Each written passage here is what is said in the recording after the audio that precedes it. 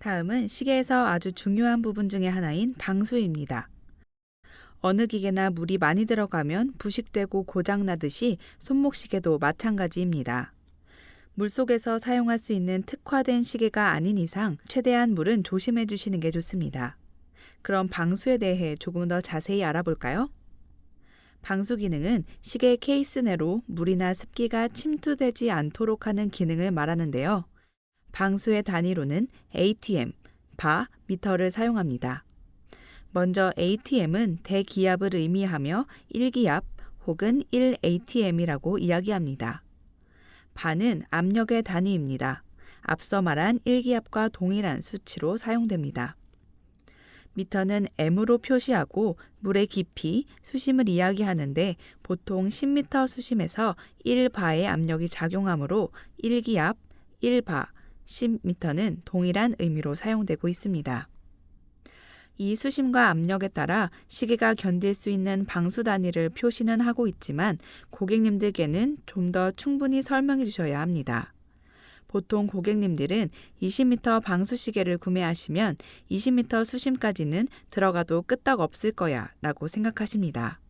하지만 물의 흐름과 속도, 세기에 따라 실제 시계에 가해지는 압력은 물의 깊이인 수심과 관계없이 강하게 작용할 수 있습니다.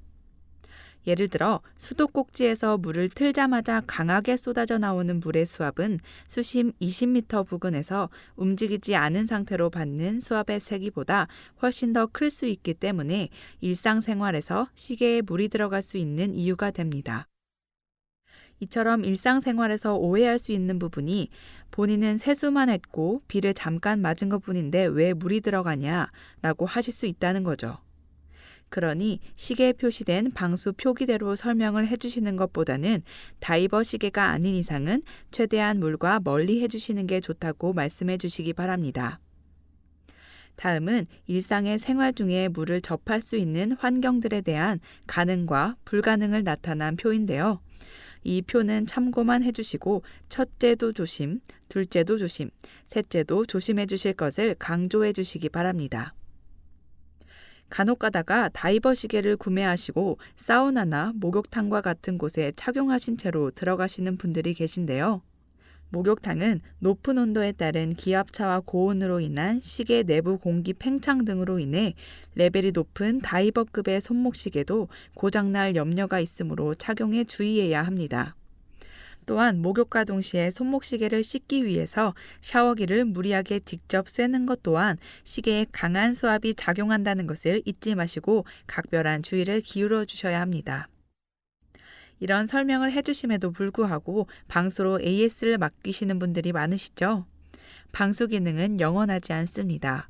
보통 4년에서 5년 정도라고 보시면 되는데 그 이유는 여러 가지가 있습니다.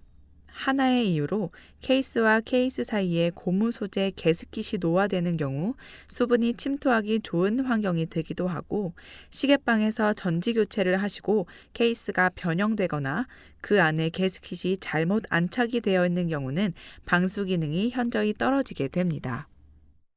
따라서 AS를 맡기시게 되면 내부 점검과 교체 후 마지막으로 방수 테스트를 하게 됩니다. 방수 테스트는 압력과 진공 상태 하에서 방수에 상대적으로 취약한 부위의 상태를 점검하게 됩니다.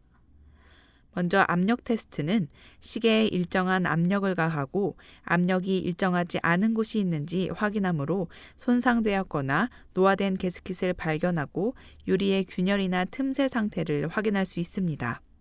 통과되지 못한 시계는 당연히 재수리가 필요하겠죠. 두 번째 진공 테스트는 기기를 진공 상태로 만들어 잘못 안착된 게스킷이 있는지, 케이스에 변형이 있는지를 확인하는 테스트입니다.